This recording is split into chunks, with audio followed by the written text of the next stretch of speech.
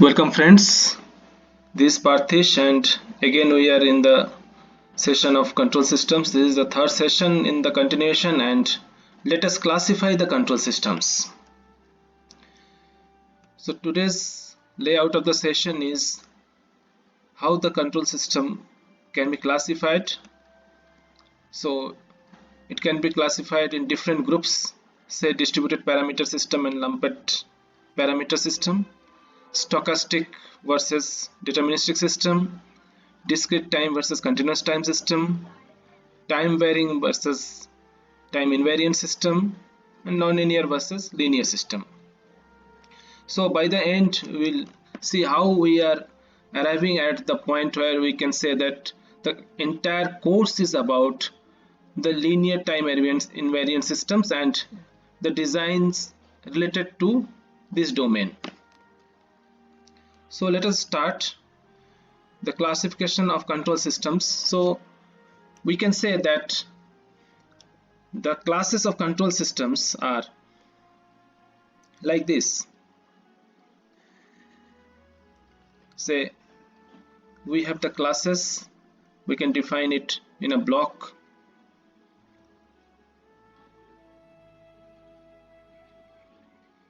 So we start with the classes of control systems.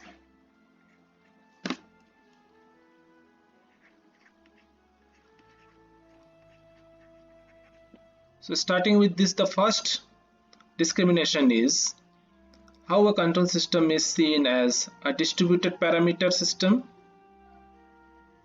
or a lumped parameter system. So we can say that the two different groups in which it can be categorized in the beginning itself is the distributed parameter, the distributed parameter, and the lumped parameter. So here you can see the other one is the lumped parameter. So we have lumped parameter over here, lumped parameter. So let us see what are these two things. So again I will say that we will not be going for distributed parameters because eventually we will decide that we will go for lumped parameter design. What is the distributed parameter system? A system can be defined as a distributed parameter system when the different control units of the system are at very long distance separated, working individually, but they are synchronized through a common control signal through a supervisory center, and these individual control units are at so long distances that they are separated in time delays. So parameters are distributed. So we cannot unify such system. So we can say that such systems are many times represented by the partial differential equation form. Like I can say that this is the f of xy divided by the x plus the f of xy equals to the y. So these are two independent variables f and x and y on which f is dependent. So this is equal to maybe some other derivative, so it may be the double derivative, say the 2 f at xy divided by dot 2x square, or even you can add some forcing function, the f of xy divided by the, so the 2 f of xy divided by the y square plus some forcing function u of xy. Like this, that we can define it. Actually the system in which we say that this is a distributed parameter control system, so we have different control units and at long distances. So we are basically seeing it as a system in which the parameters cannot be combined together to represent it as a single unit system, but it is a distributed unit system. So here we have the distance and the delay. On the other hand, the lumped parameter network, the complete system you can define as a single unit. So a very big unit, even it can be defined as a single unit. G is a single unit. A function of a single unit G at t is defined where you are giving some input, maybe u at t, and you are getting some output y at t. So this is a lumped parameter system in which the complete system is seen as a single whole unit. So how we can compare these two different kind of control systems? First, there is in distributed parameters there is delay and it has distance. So distance and delay and delay. Here you don't have any delay, so this is a single unit. You can represent it as a single unit.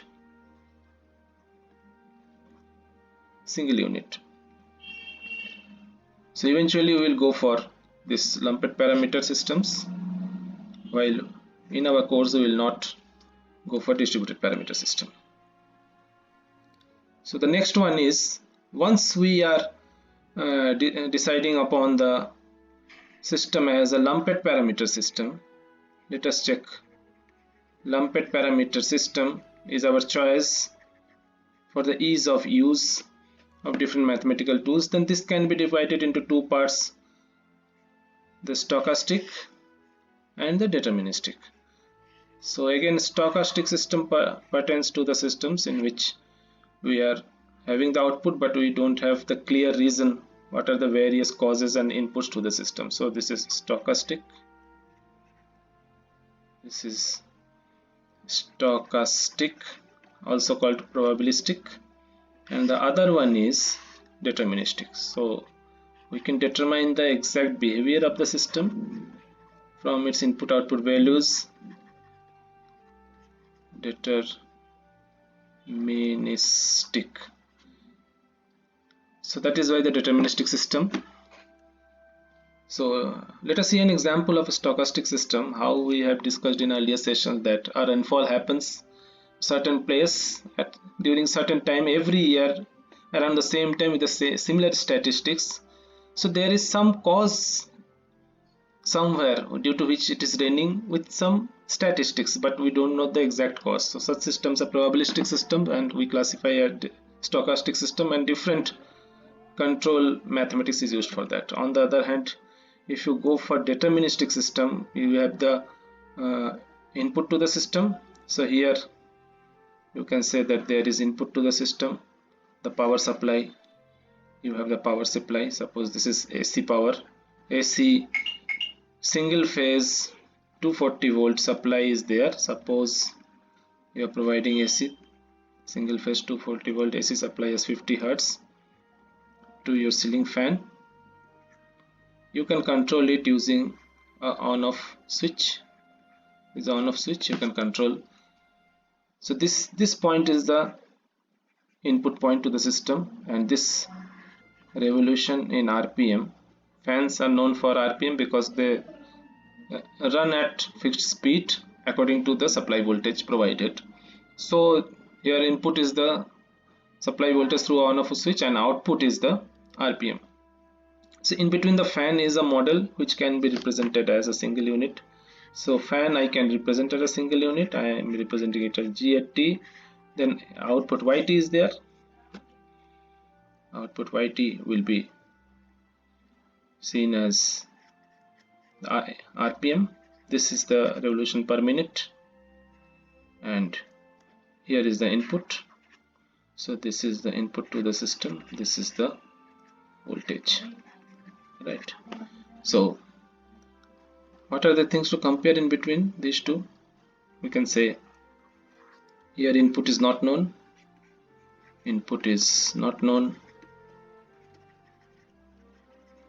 while in the case of deterministic system the input and output are known. See, with both the cases we can model the system, but the mathematics theory used is little different, because in the former case the inputs are not known, only the results are there from which we determine the input, or we can predict the input. So again we will go for deterministic in our case in the syllabus, and we will not go for the stochastic systems. So once we have determined that we will go for the deterministic system, so let us again define it as deterministic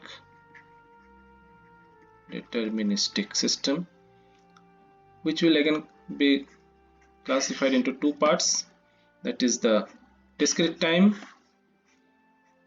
We have discrete time and continuous time. So discrete time and continuous time are two different classes of deterministic system. How we can define a discrete time system, where a system is basically defined as an input which is coming, suppose this is an input, and for which different outputs can be seen. So when we speak about the different outputs, we see that these are in sampling situations. So I can take the time as time t equals to kt. Suppose you take k equal to 1, 2, 3 like that up to some value n. Okay, and t, suppose you take t equals to 1, then what we can say that there are different instants, say t equals to 1, t equals to 2, t equals to 3, t equals to 4. So for such instance we record the output. Output can be any value. You can see that output can be of any value, right? So this is a discrete time system in which at different or specific sampling instance we record the output for even a continuous input. So here you have both the outputs and inputs compared at the same y-axis, input as well as the output you are comparing over here. While in continuous time system, you will see that once you give input to the system, then you can say that the output can also appear in continuous time. So I am drawing it again on the scale on which output is continuous. So here I am giving the input and the output is recorded like this. So here we have the input and output, but output can be recorded in continuity. So in our case we'll see that more or less the studies are limited to the continuous time domain, because in discrete time we have outputs at certain instants, output at specific instants,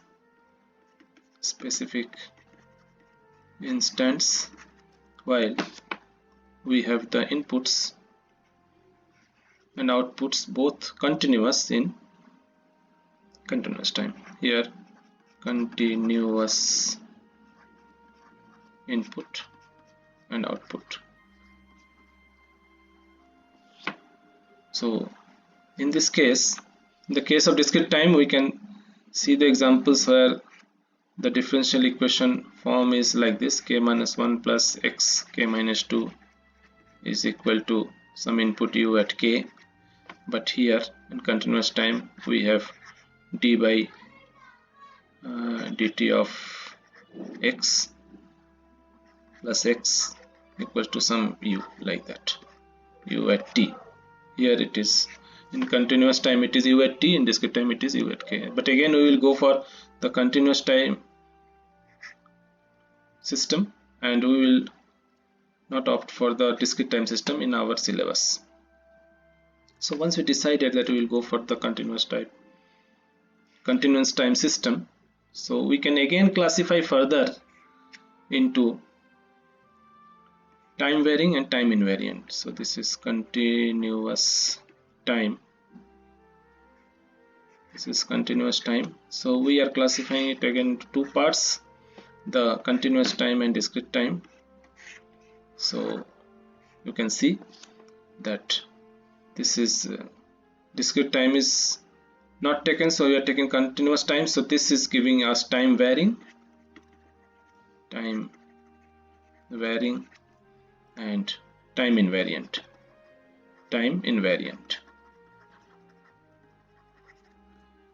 So again, our case has two different classes to choose from. So we will see what is time varying. So in this time varying type of systems, we have the system behavior that changes over time. Suppose you are having a DC motor and you are running it for 20 years.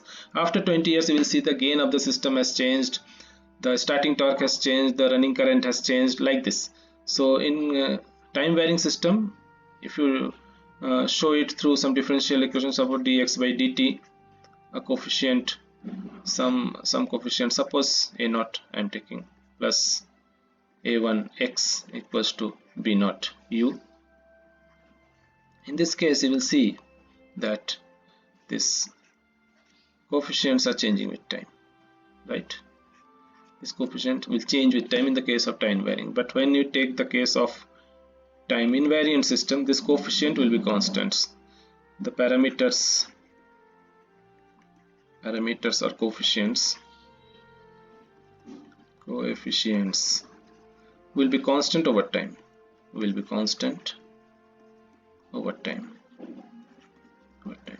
So in our choice, time varying has time varying system parameters, and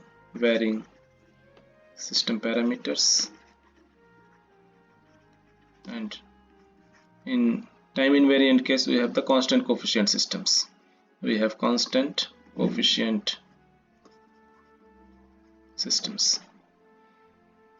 So the same differential equation can be shown with all the coefficients either 0 or constant. So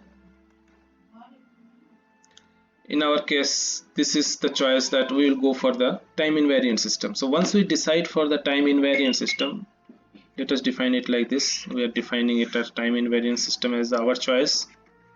Time invariant system as our choice. So we have to classify it as non-linear or linear system. So we have non-linear, and we have the linear system. Linear system. So how you can see, the same thing is that a system in which the inputs and outputs are linearly connected are linear system, where the systems in which inputs and outputs are not linearly connected. So what is the meaning of not linearly connected? So one simple example is that if you take the mathematical model, then you will find that the differential equation model will have the coefficients which are not just constants or functions of independent variable, but they are also the functions of other variables. So in terms of differential equation, you can say that the coefficients can be observed to define the system as nonlinear or linear, and in practice you will say that the system will behave non-linearly for certain input values. So over a time, if you change the input, the output will not change through a linear function. So suppose I am giving an input to a system. Suppose this is a system and I am giving an input like this. So you can see that the output may change abruptly in a different fashion, like your output has changed and this is going somewhere like this. So this is definitely a non-linear system. On the other hand, suppose if you take a system in which you give the input like this, I'm giving the input like this, this is the input, and I am seeing how the output is changing in a linear case will be exactly a linear definition. Maybe this may be something like this. So here you can see that suppose your input is u is a function of t is constant. Here in this case this is a constant, this is the value of c.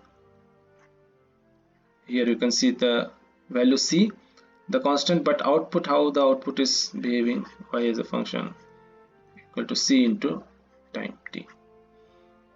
So this is a linear function. So again we'll compare a linear system. First it can be observed or verified through its coefficients of the mathematical model. Coefficients of the mathematical model are dependent on variables other than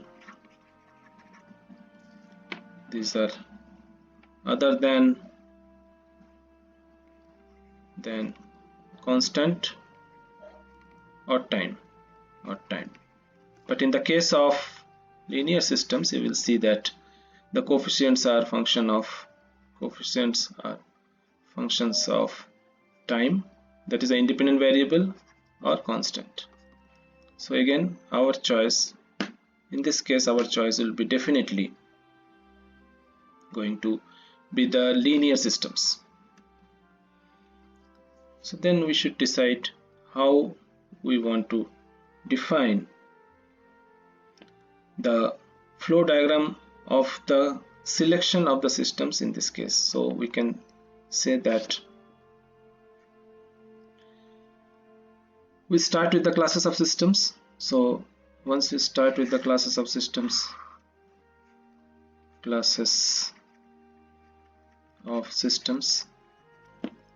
this is divided into two parts, that is the lumped parameter. This is lumped parameter, and the other one is your distributed parameter. We can say distributed parameter. So here I am selecting the lumped parameter. So I write here lumped parameter, and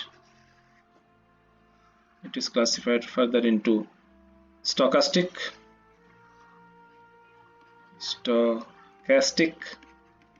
and in our case our choice is deterministic.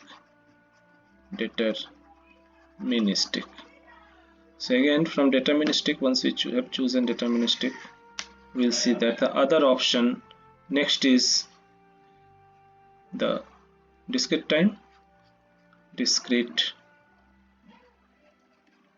time, and here you have the continuous time. Naturally you will get the continuous time. So again, once we choose the continuous time, we will see that we have time invariant and time varying. So we have time invariant, and the other option is time varying. You can draw here time varying, which is not our choice because the mathematics used will be different. So once we choose the time invariant, the next option is whether it is linear or non-linear. So I am writing non-linear over here on the left side, non-linear, and on the right side we define the linear systems. So exactly from the linear systems, finally we obtained the linear time invariant system. So once we obtain the linear time invariant system, we can say that we have chosen the classes of systems. From the beginning we can see I am showing it by red mark: classes of systems, lumped parameter, deterministic, continuous time, time invariant, linear, time invariant, then linear, then ultimately we are coming to this point, right? So this is how we are resorting upon the linear time invariant system, because once we resort upon a particular type of system, we can go for further mathematics. So eventually, what is a linear time invariant system? A system which can be represented in this form: a naught dn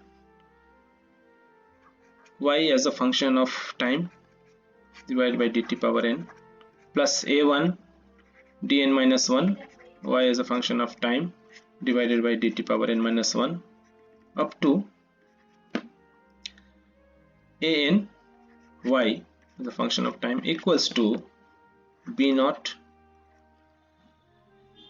x. Suppose I take a system with x as the input variable, so d power m dt power m, x is the function of time, plus b1 d power m minus 1 by dt power m minus 1, x as a function of time, up to bm x as a function of time. This is for the case where I have a system gt and where input is xt and output is yt. So once we have selected the system as linear time invariant, we can go for the all linear domain mathematics that will very honestly follow the principle of superposition and homogeneity, as well as the Laplace domain. So for today, this much is the information, and in the coming session we will study the Laplace domain as well as different aspects of the control system. Thanks for listening.